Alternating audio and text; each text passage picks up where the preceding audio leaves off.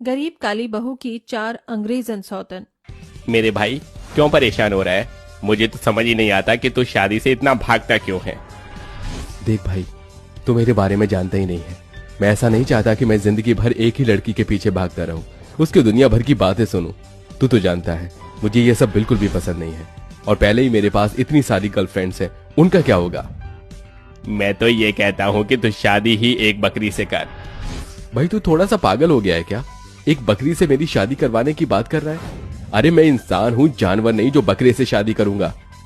ओहो, तू समझा नहीं जो मैं कहना चाहता हूँ। मेरे कहने का मतलब ये है कि एक सीधी सादी गांव में रहने वाली लड़की से शादी कर, तेरे ऊपर शक न करे और ना ही तेरी जिंदगी में इंटरफेयर करे। वो गाय की तरह बस घर के खूंटे से बंधी रहे। भाई वाह, ये तो बहुत सही कहा, पर यार ऐसी लड़की मिलेगी कहाँ? तभी क्लब में एक काली रंग की लड़की सूट सलवार में बैठी होती है। वो बहुत ज्यादा डरी हुई और सहमी हुई होती है। यार देख, वो रहा तेरा टारगेट। वही लड़की सही रहेगी तेरी शादी के लिए। आयुष्मान को अपनी जिंदगी अपने तरीके से जीनी थी, जिसके चलते वो एक ऐसी लड़की से शादी करना चाहता था जो उसके कहीं आने जाने पर या किसी से बात करने पर रोक टोक न लगाए। आयुष्मान उस बेचारी काली लड़की के पास जाता है और उससे बात करना शुरू करता है। कौन हो तुम और यहाँ क्या कर रही हो? इस क्लब में तुम्हारा क्या काम है और तुम इतनी डरी हुई क्यों लग रही हो? कंचन ये सुनकर रोने लगती है और आयुष्मान को अपनी परेशानी बताने लगती है। मेरे चाचा ने मुझे यहाँ लाकर एक आदमी को बेच दिया और मैं यहाँ फंस गई हूँ। पता नहीं अब ये लोग मेरे साथ क्या करेंगे। मुझे बचा लो, मुझे यहाँ से ले चलो। आयुष्मान को ये सुनकर बहुत हैरानी होती है। आयुष्मान अपने फायदे के लिए उस लड़की से शादी करके उसे अपने साथ अपने घर ले आता है। उसकी माँ अंकिता एक काली लड़की के साथ अपने बेटे आयुष्मान को देखकर हैरान रह जाती है। अरे आयुष्मान बेटा, ये लड़की कौन है और उसने शादी का जोड़ा क्यों पहना है? ये सब क्या चल रहा है बेटा? सच बता मुझे। आप ही तो मेरे पीछे पड़ी थी ना कि बेटा शादी कर ले, शादी कर ले। ये लो, मैंने शादी कर ली। अब इस घर की बहू आ गई है, जैसा आप चाहती थी बिल्कुल वैसा हो गया है।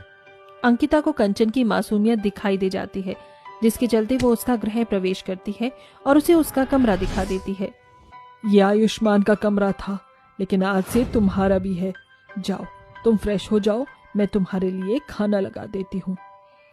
अंकिता दिल की बहुत साफ औरत थी। उसे हर काम बहुत नरमाई से करना आता था।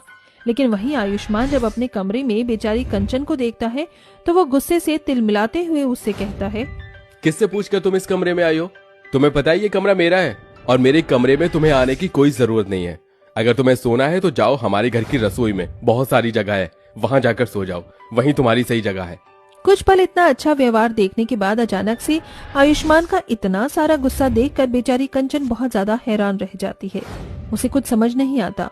वो चुपचाप एक तकिया और एक चादर उठाकर रसोई में सोने चली जाती है। अगले दिन अंकिता अपनी बहू कंचन से उसकी रसोई की रस्म करवाती है। तुम्हारी आज रसोई की रस्म है, तो इसीलिए अच्छा अच्छा खाना बनाना, जो भी तुम्हें आता हो बना देना। कंचन खाना बनाने में बहुत ही परफेक्ट थी।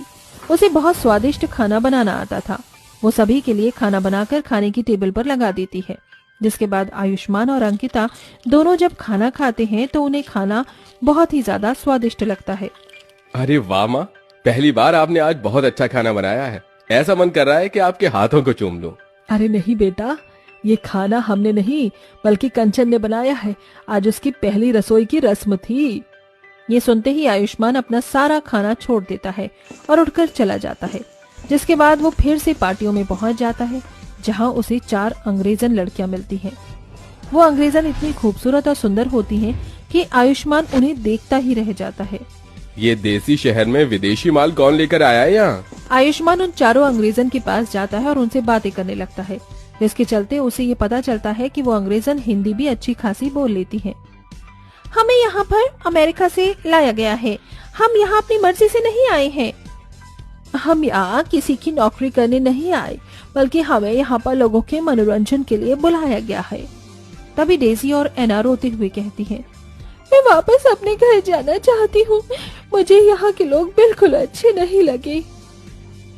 हम चारों का सपना था कि कोई आएगा हमारी जिंदगी में और हमसे शादी करके हमें अपने साथ खुशी से रखेगा, लेकिन देखो यहाँ हमें धोखे से लाया गया है। अब तो मन करता है कि हम मर ही जाएं। तो ही अच्छा होगा। उन चारों की मजबूरी सुनने के बाद आयुष्मान अपने मन ही मन सोचता है, अरे वाह, मेरी तो लॉटरी लग गई। अगर मैं इन चारों से शादी कर लूं तो फिर रात को शीला, दोपहर में बबीता और शाम में गीता, यानी कि मेरी तो लॉटरी लग जाएगी, लॉटरी। फिर तो मेरा ध्यान यहाँ वहाँ कहीं नहीं जाएगा और मेरे पास हर हसीन गोरी चिट्टी विलायती पत्नियां भी होंगी। आयुष्मान उनसे बहुत सारी बातें करता है और बातों ही बातों में उन्हें अपनी तरफ खींच लाता है, जिसके बाद वो उन चारों से शादी करके उन्हें भी अपने साथ अपने घर ले आता है, जहाँ उसकी माँ अंकिता विदेशी लड़कियों को देखकर अपने बेटे से कहती है, ये सब क्या है और कहाँ से लेकर आया है तू इन विलायती लड़कियों को? जहां से भी लेकर आया है इनको वापस उनके घर छोड़ा। और ये तुझे क्या हो गया है? कहीं तू पागल तो नहीं हो गया? पहले तूने एक काली लड़की से शादी करी और आज उसकी सौतन लेकर घर पर आ गया है। ये मेरी जिंदगी है माँ, मैं जैसे चाहूँ वैसे जीऊंगा। अब आप मेरे रास्ते में मत आओ और ये हसीन विलायती पत्नियां मेरी हैं और मेरे कमरे में रहेंगी। आयुष्मान को अपनी माँ से जरा भी शर्म नहीं आती। वो अपनी चारों गोरी पत्नियों को अपने कमरे में ले जा रहा होता है। तभी वहाँ पर कंचन आ जाती है और अपनी गोरी सौतन को देखकर कहती है, भगवान, ये आपने क्या किया? पहले मुझसे शादी की और अब इन चारों को ले आए। आखिर आप चाहते क्या हो? मुझे तो इस घर की नौकरानी बनाकर रख दिया है और खुद इन विलायती लड़कियों के साथ ऐश फरमा रहे हो। कंचन के एक एक शब्द आयुष्मान को तीर की तरह चुभते हैं और वो उसके मुंह पर एक जोरदार तमाचा मारकर उसके बालों को जोर से पकड़ता है और कहता है, औकात से बाहर नहीं जाना चाहिए कभी भी। क्या औकात है तेरी जो तू मुझे ये सब बोल रही है? जा जाकर घर के कामों को देख, वरना तुझे इस घर से बाहर फेंक दूंगा। और वैसे भी अब तो मेरे किसी काम की नहीं हो। नो नो डार्लिंग, इस लड़की को घर से बाहर फेंकने की जरूरत नहीं है। ये इस घर के कामकाज के लिए परफेक्ट है। जाओ ब्लैक ब्यूटी, घर के काम करो। आयुष्मान अपनी विलायती पत्नियों के साथ अपने कमरे में जाने से पहले कंचन को दूध लाने के लिए ऑर्डर देता है, जिसके बाद बेचारी कंचन रसोई में रोते हुए दूध उबालने लगती है। क्या क्या सोचा था मैंने अपने जीवन में, लेकिन कुछ भी नहीं हुआ है। भगवान, तू ये किस जन्म की सजा दे रहा है मुझे? कंचन जब दूध लेकर आयुष्मान के कमरे के बाहर पहुंचती है तो वो कमरे के अंदर जाकर देखती है, जहां उसका पति अपनी विलायती पत्नियों के साथ मजे कर रहा होता है।